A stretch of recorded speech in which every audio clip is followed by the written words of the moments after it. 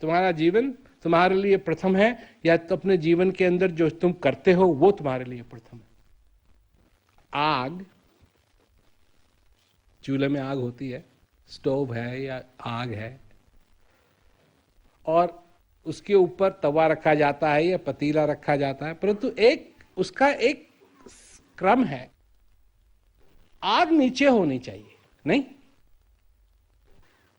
तवे को अगर आग के नीचे रख दें तो उस पर रोटी सेकने में दिक्कत होगी या नहीं होगी? कौन चीज कहां होनी चाहिए ये बहुत जरूरी है। अब अगर पतीले में दाल बना रहे हैं तो उसके ढक्कन की अगर जरूरत है, ढक्कन को नीचे रखना चाहिए या ऊपर रखना चाहिए?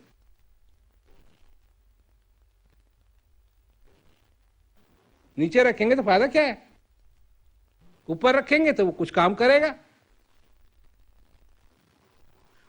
इसी प्रकार हर एक चीज का एक क्रम होता है। पहले क्या? सतना। पहले क्या? ये श्वास। पहले क्या? ये कृपा। पहले क्या? ये शांति। उसके बाद सब कुछ। फिर कोई बात नहीं, फिर दाल पकेगी, फिर शांति आएगी, फिर शांति होगी। पर तवे को रखा है आग के नीचे, तवे के ऊपर रखा है स्टोव, और बदलवा क्या रहे हैं? गैस की बोतलें। 10,000 गैस की बोतल बदल लो, जब तक तवा स्टोव के नीचे रखा है तो वो कैसे पकाएगा? गर्म कैसे होगा? वो तो ऊपर होना चाहिए। इसीलिए कहा कि चिंता तो सतनाम की और नचित वेदास। सारी चीज पहले होनी चाहिए। तो अगर ये बात कोई समझ गया, तो सब नहीं समझेंगे। ये बहुत स्पष्ट तरीके से मैंने बात रखी है, परंतु सब नहीं समझेंगे। क्यों नहीं समझेंगे? आंख बंद कर रखें। जो संसार भर की धारणाएं भरी हुई हैं उनको अंदर रखने के लिए आंख बंद करनी पड़ती है।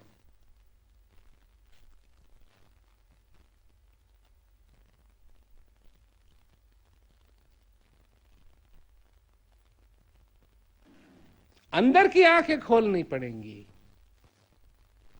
तब समझ में आएगा कि मैं क्या कह रहा हूं। ये बात अंदर की है, बाहर की बात नहीं है, बात अंदर की। और किसी के आगे समझ में तो आगे समझ में, नहीं आई समझ में नहीं आई समझ। इसका ये मतलब थोड़ी कोई चीज तुम्हारे लिए रुक जाएगी। समय तो किसी के लिए रुकेगा नहीं। समझो बात को, क्योंकि अगर तुम समझ गए बात को तो सब कुछ बदल जाएगा, सब कुछ बदल जाएगा। तो नहीं समझे बात को तो फिर लगे रहोगे लगे रहोगे लगे रहोगे, कुछ बदलेगा नहीं। तो क्या होगा? फिर जाना पड़ेगा एकदम। ये तो प्रकृति की प्रथा है, इसको कोई बदल नहीं सकता। बदलने की कोशिश कर रहे हैं, कर रहे हैं, कर रहे हैं।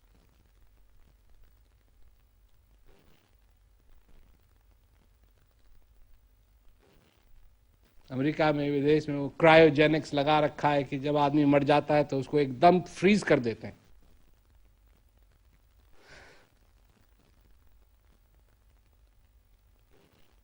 वो भी गड़बड़ सड़बड़ है सारा।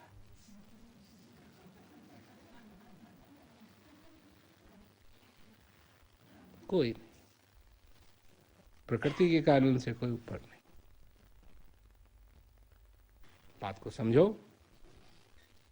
अमल करो, क्योंकि इसका परिणाम क्या है ये भी तो सोचो।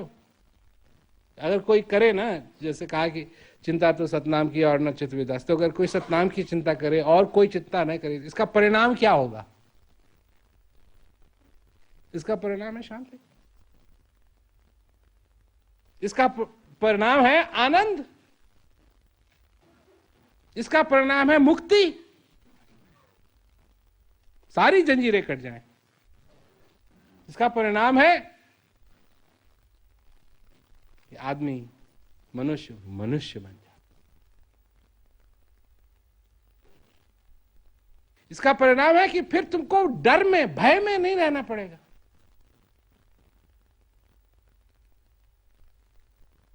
फिर ना भगवान का डर, न यमराज का डर, डर से मुक्त।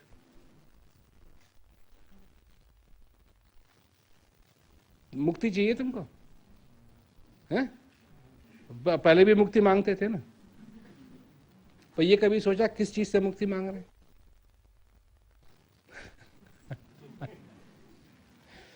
किस चीज से मुक्ति मांग रहे हैं? जीवन से मुक्ति मांग रहे हैं? अच्छा, यमराज आ जाए, कहे अच्छा मैं तेरे को मुक्त करने के लिए आया हूं, तैयार हो जा। नहीं नहीं नहीं, ऐसी मुक्ति नहीं चाहिए। कोई चोर आ जाए, दे दे अपना सब जो कुछ है तेरे पास, दे दे, मैं तेरे को मुक्त करने के लिए आया हूं। नहीं, ऐसी मुक्ति नहीं चाहिए। कैसी मुक्ति चाहिए? कैसी मुक्ति चाहिए?